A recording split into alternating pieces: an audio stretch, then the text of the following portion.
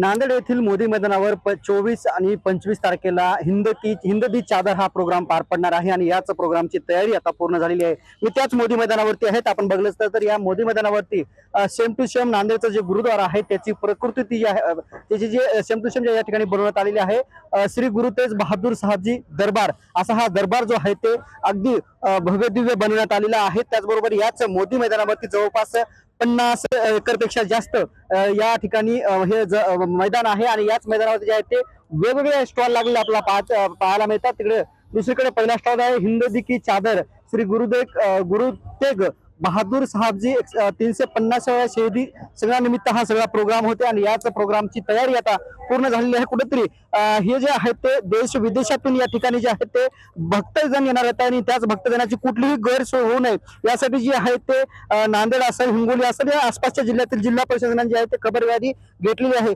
मागच्या अनेक महिन्यापासून जे आहे ते याच कार्यक्रमाची नांदेड, परभणी, हिंगोली यासह विविध जिल्ह्याचे जे आहे ते प्रशासन तयार लागलं होतं आणि आता काही म्हणजे उद्या 24 आणि 25 तारखेला जे आहे ते हा या ठिकाणी कार्यक्रम पार पडणार आहे। त्या कार्यक्रमासाठी विविध राज्याचे मुख्यमंत्री त्याचबरोबर विविध देशातील भाविक भक्त या ठिकाणी येणार आहेत आणि त्याच अनुषंगाने याच नांदेडच्या मोदी मैदानावरती जे आहेत ते या ठिकाणी भव्य दिव्य तयारी पूर्ण झालेली आहे आणि याच तयारीचा आढावा जे आहे ते आता पोलीस प्रशासनाकडून घेतला जात आहे।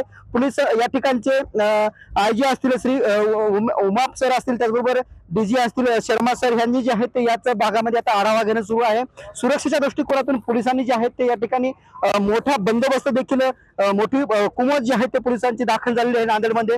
एकंदरीत आपण पाहायला गेलं तर भव्य आणि दिव्य हा कार्यक्रम होणार आहे। महाराष्ट्राचे मुख्यमंत्री असतील त्याचबरोबर इतर राज्याचे जे काही मान्यवर जे असतील, देशातील राजकीय सामाजिक क्षेत्रातील सगळे मान्यवर या कार्यक्रमासाठी उपस्थित राहणार आहेत आणि याच कार्यक्रमाची तयारी कुठेतरी आपल्याला पूर्ण झाल्याचं आपल्याला आणि उद्या 24 आणि 25 तारखेला हा भव्य दिव्य प्रोग्राम जे आहे ते या ठिकाणी संपन्न होणार आहे।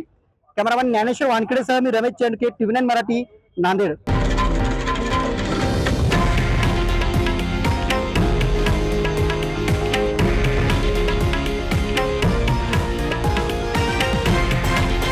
हे आहे देशातील नंबर 1 न्यूज नेटवर्क आणि आपण पाहत आहात TV9 मराठी, एकमेव।